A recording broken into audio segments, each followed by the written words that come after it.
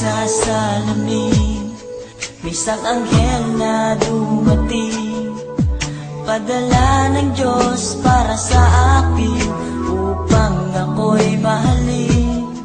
At kung ikaw ay masaya, sige tumawa ka, ilakas mo pa, isigaw mo pa, mahal mo kong talaga. Minahal naman kita, bakit ako iniwan mo?